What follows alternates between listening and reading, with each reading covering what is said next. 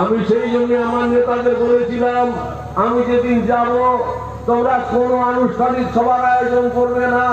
আমি মানুষের কাছে আমার সেই আবেদন রাখবো, সেই আবেদনে মানুষ কি সাড়া দেয়। যদি দেখি মানুষের আমি আজকে আসিনি, আমি এসেছি আজকে যে কটি কথা আপনাদের সামনে অত্যন্ত বিনয়ের সঙ্গে নিবেদন করতে। যে অনেকেই জানেন না, এখনো অনেকেই বলেন যে নাকি মাটির নিচে মাটি খুললেই নাকি এখনো গন্ধ বেরোবে। কোথাও কোথাও এরকম কথা কানে আসে, স্তম্ভিত হয়ে যায়। হ্যাঁ জানি, প্রচার মাধ্যমকে ব্যবহার করে এরা চেয়েছিল আমাকে যাবজ্জীবন জেলের মধ্যে ভরে দিতে, কিন্তু কখনো মিথ্যা কখনো শেষ কথা বলে না, ষড়যন্ত্র কখনো শেষ কথা বলে না। সত্য সত্যই থাকে, সত্যকে মিথ্যা হিসাবে প্রতিপন্ন করা যায় না, স্থায়ীভাবে সাময়িক করা যায়, স্থায়ীভাবে করা যায় না। 14 দিনের মধ্যে 11 দিন সিআইডি হেফাজত, সেই হেফাজতে থাকার সময় লিখেছিলাম সেসব কথা, সেসব লেখা নিয়ে অনেক কথা ঘরে বাইরে আমি আলোচনা করতে আসি। আমি বলেছিলাম যে একটানা হাতলবিহীন চেয়ারে বসিয়ে 30 ঘন্টা 32 ঘন্টা জেরার নামে যে মানসিক অত্যাচার করা হয়েছিল, তার কি উদ্দেশ্য ছিল জানেন? 5টা টিম করা হয়েছিল, প্রত্যেকটা টিম 8 ঘন্টা করে জেরা করবে একটানা। সেই 8 ঘন্টা শেষ হলে পরের আরেকটা টিম 8 ঘন্টা এইভাবে চলতে থাকবে। সেই টিমে একজন ডিএসপি র্যাঙ্কের সিআইডি অফিসার, একজন ইন্সপেক্টর, একজন সাব ইন্সপেক্টর, 3 জন থাকবেন। ক্রমাগত তারা জেরা করবেন, আর তাদের সঙ্গে মাঝে মাঝে যোগ দেবেন ডিজি, আইজি, ডিআইজি, এই পদাধিকারীরা, তারাও প্রশ্ন করবেন।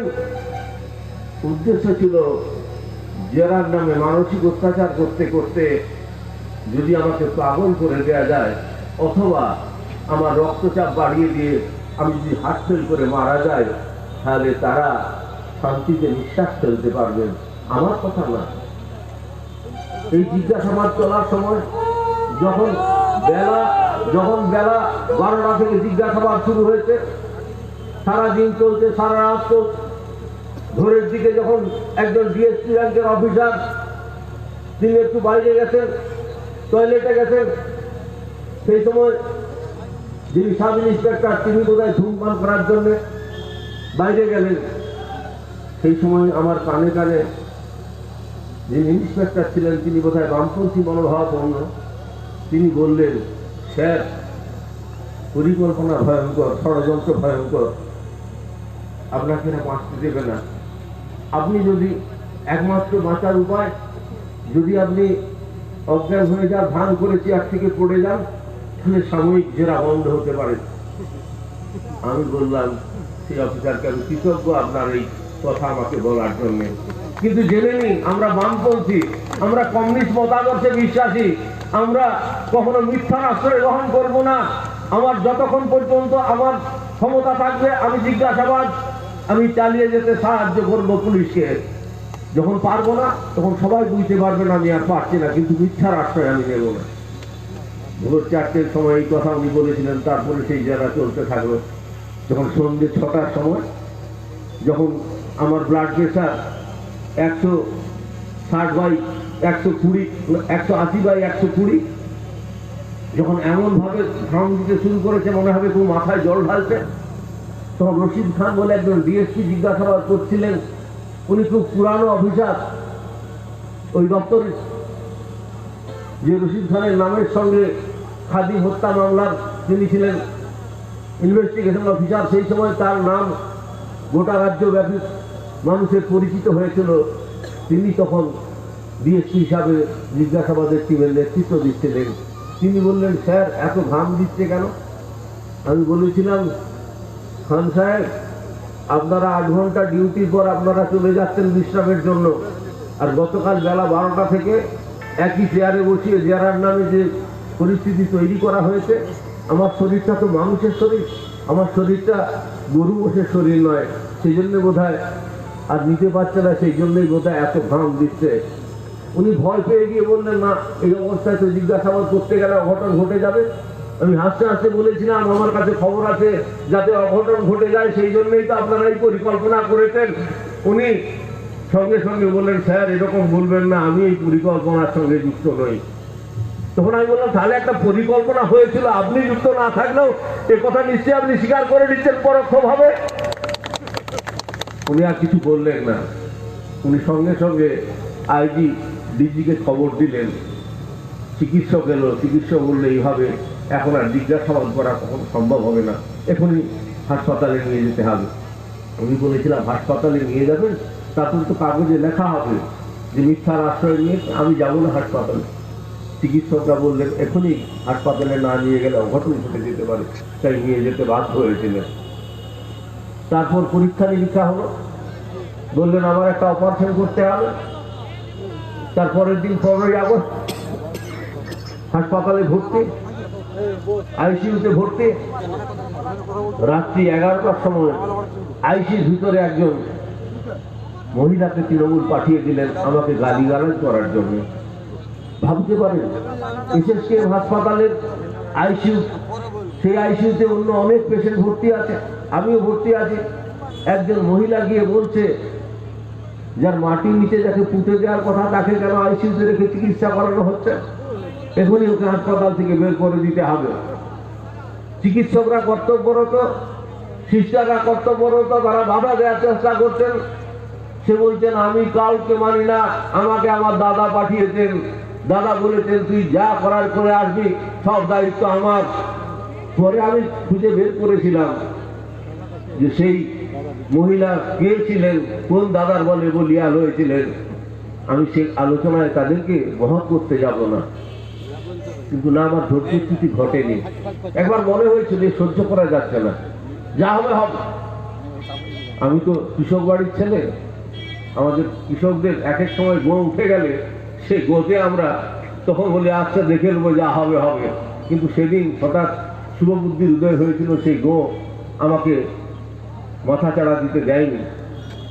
কানে আঙুল দিয়ে কম্বলে মাথা মুড়ি দিয়ে আইসির ভিতরে চুপচাপ শুয়েছিলাম। সেই মহিলা গালিগালাজ করতে করতে ক্লান্ত হয়ে যখন বেরিয়ে গেলেন, তারপর আমি কম্বল থেকে মুখ খুলে কর্তব্যরত যারা গ্রুপ ডিস্টার তাদেরকে জিজ্ঞেস করেছিলাম, এখানে যাত্রাপালা শেষ হয়েছে? বললেন, কি বলবো বলুন তো, হ্যাঁ কে অসভ্য, আইসিইউর ভিতরে অন্য পেশেন্টরা রয়েছে, তাদের জীবন সংশয় হতে পারে, কিছুই শুনছে না, কিছু নয়। তাহলে এরকম যে একটা সরকার পশ্চিমবাংলার ক্ষমতা এসেছে, এদের কাছে এইসব মানবিকতা, মূল্যবোধ এগুলো আশা করেন না যে আপনি বলে, তাহলে মানবিকতা, মূল্যবোধ শব্দের যদি বিন্দুমাত্র থাকতো, তাহলে কখনো আইসির ভিতরে এসে এই ধরনের গালিগালাজ করার পরিণতি আমাদের দেখতে হতো না। তার পরের দিনে অপারেশনের পরে যখন বললো যে না সেরকম কিছু নেই, এটা অত্যাধিক মানসিক চাপের জন্যই, চিকিৎসকরা বললেন এই ধরনের প্রেশারটা হাই হয়ে গেছিল, যদি এই জিজ্ঞাসাবাদ বন্ধ না করা হতো তাহলে অঘটন ঘটে যেত, তাহলে ব্লাড প্রেশারটা আরো বেড়ে গেলে স্ট্রোক হয়ে যেত, আর স্ট্রোক হয়ে গেলে যা হওয়ার তাই হতো। এটা স্বীকার করলেন। তৎক্ষণাৎ সিআইডি অফিসাররা বললেন যে যখন কিছু নেই তাহলে আমরা আজকেই আমরা আবার নিয়ে চলে যাব ভবানী ভবনে। ভবানী ভবনের দৃষ্টান্ত আমার বইটাতে আমি লিখেছিলাম যে কখনো তো ভবানী ভবনে যাইনি। যখন ভবানী ভবনের লকআপে নিয়ে গেল, লকআপের ভিতরে যে একটা অসম্ভব বিদ্যুতে গন্ধ, দেখলাম যে এক কোণে কম্বল রাখা আছে। আমি বললাম এই কম্বলগুলো, বললো এগুলোই আপনার শোয়ার জন্যে। বোধহয় কম্বলগুলো কত বছর আগে কেনা জানি না, কোনোদিন ধোয়া হয়েছে বলে জানা আমার নেই, যারা ছিলেন তারাও বলতে পারলেন না। একধারে রেখে খালি মেঝেতে জল চাইলে বললো সবারই জন্যে ওখানে একটা ভাঙা মগ, একটা ভাঙা বালতি আছে, তাতেই বাথরুম, তাতেই খাবার জল, তাতেই সব খেতে হয়। আমি বললাম তাহলে জল খাবো না, এখন থেকে অনশন। তখন আমি বিধায়ক ছিলাম বলে আমার জন্য বাইরের থেকে জল, বোতলে জল দেবে, জল খাওয়া হয়ে গেলে সেই বোতল আবার নিয়ে চলে যাবে, বোতল সামনে রাখবে। সেদিন যেদিন নিয়ে গেছিল সেদিন রাতে নিয়ে যাওয়ার পরে খাবার নিয়ে এলো, ভাত, কচু কাঁকরোলের তরকারি। শুনেছেন কখনো কচু আর কাঁকরোল দিয়ে তরকারি হয়? ডালের ঝোল, ও শব্দটা শুনে আপনারা ভাবছেন ডালের ঝোল কিরকম হয়। আসলে কলাইবিহীন ডাল বললে অনেকে রাগ হতে পারে, সেই জন্য ডালের ঝোল। আমি দেখলাম ভবানী ভবনের লোকাতে ওটাই খাদ্য। আমি ভুল করে বলেছিলাম যেটা কাঁচা লঙ্কা, বলে না না লোকাতে কাঁচা লঙ্কা দেওয়ার কোনো সুযোগ নেই। ঠিক আছে। সেদিন ডাক্তাররা পিজি হাসপাতাল থেকে নিয়ে আসার অনুমতি দিলেন না, আমাকে রেখে দেওয়া হলো। পরের দিনে ওখান থেকেই সোজা মেদিনীপুর আদালত, সেখান থেকে আবার পুলিশ সিআইডি লকআপ, 11 দিন ছিলাম। তারপরে জেল হেফাজতের নির্দেশ ছিল। সব মিলিয়ে প্রায় 181 দিন আমি জেলের মধ্যে ছিলাম। সেই জেলের অভিজ্ঞতাও আর কি করব। জেল জীবনের পরে যখন গৃহবন্দী জীবন পালন করছিলাম, তখন তা নিয়েও একটা লিখেছি, সেই বইটাও কদিন পরে প্রকাশ হবে। আমি জেল থেকে বেরিয়ে লিখতে গিয়ে বললাম, জেল হলো অঘোষিত একটা বিশ্ববিদ্যালয়। এত কিছু জেলে গিয়ে শেখা যায় যা জেলের বাইরের থেকে অনেকে জানার কিছু উপায় নেই। সে অনেক দীর্ঘ আলোচনা। জামিন হলো, কলকাতা আদালত জামিন দিল না। সেই জামিনের বিরুদ্ধে উচ্চ আদালতে আপিল করার কথা, কিন্তু সেখানেও ঘরে যন্ত্রণা বাইরে যন্ত্রণা, সিদ্ধান্ত না উচ্চ আদালতে যাওয়া হবে না। আপনাদের ভালোবাসা, আপনাদের শুভেচ্ছা, এই আপনাদের মতন অনেক আমার হিতাকাঙ্ক্ষী যারা আছেন তাদের প্রচেষ্টা। আর একজন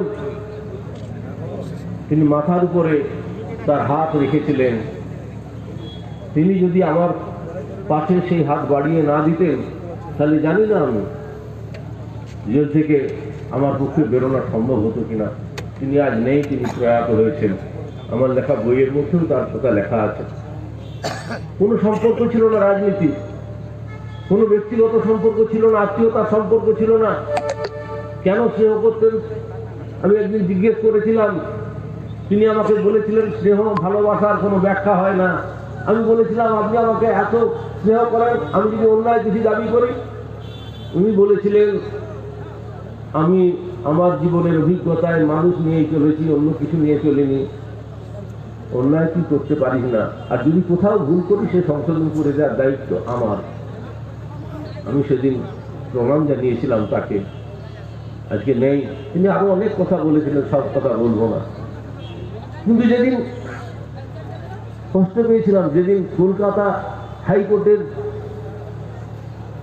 নির্দেশ বাতিল হলো আমার জামিনের আবেদন, যখন উচ্চতর আদালতে আপিল করার এখনই কোনো সিদ্ধান্ত নিতে পারলেন না, আর এদিকে রাজ্য সরকার জেলের মধ্যে রেখে আমার বিচার কি করে শেষ করে দেয় তার জন্য মরিয়া হয়ে উঠলেন।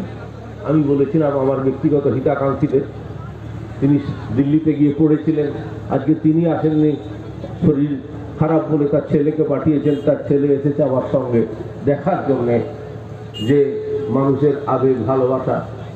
তিনি দিল্লি থেকে ঘুরে এসে আমাকে বললেন, আমি আপনার সঙ্গে আছি, আপনি যখন বলেছেন, আপনি সম্মতি দিচ্ছেন, আমি লড়াই করব। আমার জামিন আটকানোর জন্য এই সরকার কত টাকা খরচ করেছিলেন। বিধানসভায় যাওয়ার পরে একাধিকবার আরটিআই করে জানতে চাওয়া হয়েছিল, উত্তর দেয়নি। অলিখিতভাবে খবর নিয়েছিলাম। এই রাজ্য সরকার আমার আপনার ট্যাক্সের পয়সায় কয়েক কোটি টাকা খরচ করে তারা আইনজীবী নিয়োগ করেছিলেন। সুপ্রিম কোর্টের সবচেয়ে বড় আইনজীবী যারা, তাদেরকে নিয়োগ করেছিলেন যাতে জেলের মধ্যে রেখে আমার বিচার শেষ করে আমাকে সাজাপ্রাপ্ত কয়েদিতে পরিণত করে দেওয়া যায়। কিন্তু কেস যেহেতু সাজানো, সর্বোচ্চ আদালতের বিচারক তিনি বললেন, যে ঘটনার একবার বিচার সম্পন্ন হয়ে গেছে, যে ঘটনার বিচার করবেও কোনোদিন কখনো এক মুহূর্তের জন্য সুশান্ত ঘোষের নাম উচ্চারিত হয়নি, না করেছে আসামি পক্ষ, না করেছে অভিযুক্ত পক্ষের সাক্ষীরা, তাহলে তাকে কি করে দোষী সাব্যস্ত করবো আমি? আর এটা তো চতুর্থ অভিযোগ, একই ঘটনায় 3টা এফআইআর অভিযোগপত্র দাখিল হয়েছে পুলিশের কাছে, এটা তো চতুর্থ। তাই তিনি জামিন দিয়ে দেবেন। যখন জামিন দিয়ে দেবেন তখন ভারতবর্ষের 3 জন সর্বোচ্চ আইনজীবী, 5 জনের মধ্যে যে 3 জন, গোপাল সুব্রমণিয়াম, উদয় ললিত, নাগেশ্বর রাও, ঝাঁপিয়ে পড়ে বললেন, হুজুর জামিন যখন দিবেনই একটা অনুরোধ রাজ্য সরকারের পক্ষ থেকে, যাতে জেলায় যেতে না পারে সেই অর্ডারটুকু যেন এতে লিখিতভাবে থাকে। সেই অর্ডার আমার জেলায় আসা বন্ধ করে দিল। ভাবতে পারেন আজকে 9 বছরের প্রায় বেশি, 2021-এ 10 বছর সম্পন্ন হবে জুন মাস, আমি জেলায় আসতে পারিনি। আমার জ্যাঠাইমা মৃত্যু শয্যা, কোর্টের পারমিশন চাইলাম, একবার পারমিশন পেলাম না, আর একবার পারমিশন পেলাম 2.5 ঘন্টার জন্য। আমি 2.5 ঘন্টায় দেখা করতে পারবো আমার জ্যাঠাইমা, মৃতপ্রায় জ্যাঠাইমার সঙ্গে। তাও 2.5 ঘন্টার মধ্যে যখন কলকাতা থেকে রওনা হবো, তখন কলকাতার লোকাল থানায় আমাকে হাজিরা দিয়ে আসতে হবে, এখানে এসে একবার হাজিরা দিতে হবে গড়বেতা থানায়, আবার যাওয়ার সময় আর একবার হাজিরা দিতে হবে গড়বেতা থানায়। আমি আমার আইনজীবীরা এখানে এসেছিলাম, আইনজীবীদের বলেছিলাম, আমি কি খুনের আসামি সাব্যস্ত হয়ে গেছে? আমার জ্যাঠাইমা মৃত্যু শয্যায়, তাকে দেখতে যাবো না 2.5 ঘন্টার মধ্যে দুবার আমাকে গড়বেতা থানা হাজিরা দিতে হবে? একবার ভেবেছিলাম না, যাব না, কিন্তু জ্যাঠাইমা আমার যদি মারা যান আর তো কোনোদিন চোখের দেখা দেখতে পাবো না, তাই কোর্টে সেই নির্দেশ মেনে নিয়ে দেখা করতে এসেছিলাম। তারপরে যখন মারা গেলেন, তখন আমি ডেঙ্গুতে, আমি তখন নার্সিংহোমে চিকিৎসাধীন, আসতে পারলাম না। আমার কি অসুস্থ, দেখতে আসবো, 2 দিনের পারমিশন, প্রতিদিন একবার করে গড়বেতা থানায় গিয়ে হাজিরা দিতে হবে। আমি আমার আইনজীবী আছেন বললাম যে এইভাবে যাওয়া মানে এর চেয়ে যন্ত্রণার কিছু নেই, বাড়ি যাবো আর গিয়ে সোজা থানা ছুটবো, আবার পরের দিন সোজা থানা ছুটবো, যাবো না। তারপরে যখন আমি দরখাস্ত করলাম, রাজ্য সরকারের আইনজীবীরা প্রায় 1 বছর হাইকোর্টে সেই আবেদন তারা হিয়ারিং করার জন্য তারা সময় দিলেন না। আদালত সময় দেয়, তারা সময় চেয়ে নেয়, ডেট দেয়, সময় চেয়ে নেয়, হলো না, তুলে নিলাম। এর মধ্যে 2 বার সুপ্রিম কোর্টে আবেদন করেছিলাম এই কন্ডিশন যাতে উইথড্র করে নেওয়া যায় না, তখনও লক্ষ লক্ষ টাকা খরচ করে বড় আইনজীবী দাঁড় করিয়ে আমার সেই আবেদন খারিজ করিয়ে দিয়েছিলেন। এবারে একবার দাঁড় করালে একজন উকিলের ফিস কত হতে পারে? আপনাদের ধারণা আছে যে একজন উকিল একটা কেসে দাঁড়ালে কত ফিস নিতে পারে? বলুন না, 2 লাখ, 3 লাখ, 4 লাখ, 5 লাখ, কিন্তু বলছেন না কিছু। কত লাখ নিতে পারে? রাজ্য সরকারের পয়সায় একবার উকিল দাঁড়ালে 7 লাখ, 8 লাখ টাকা ফিস নেবেন, এরকম উকিল দাঁড় করালেন যাতে আমি জেলায় ফিরতে না পারি। আমাদের পক্ষের আইনজীবী সরকার পক্ষকে আমাদের আবেদন জানালেন কি কারণে সুশান্ত ঘোষের জেলায় ফিরে যাওয়া উচিত। তার 85 বছরের বৃদ্ধা মা, তার স্ত্রী একা, কে দেখভাল করবে? কলকাতায় রেখে তাদের ভরণ পোষণ করার মতন ক্ষমতা সুশান্ত ঘোষের নেই। আমার বিরুদ্ধে টাকার মিথ্যা মামলা দেয়া হলো। কত টাকা জানেন? আমি 32 বছরের বেশি এমএলএ, 15 বছর মন্ত্রী ছিলাম, বিধানসভায় যে টাকা পেতাম সেই টাকার হিসাব গোপন করে 6,05,000 টাকার আমার আর্থিক দুর্নীতির মামলা দাখিল করা হলো।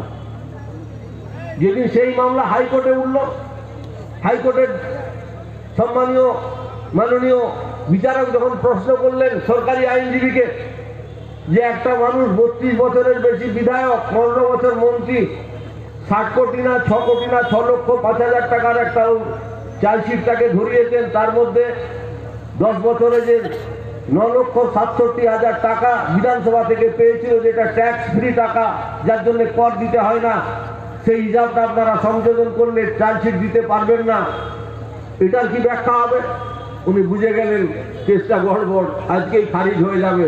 উনি বললেন, হুজুর আমি আজকেই ফাইলটা পেয়েছি, পড়ে দেখিনি, আমি এর পরের দিনে আমাদের সরকারের বক্তব্য বলবো।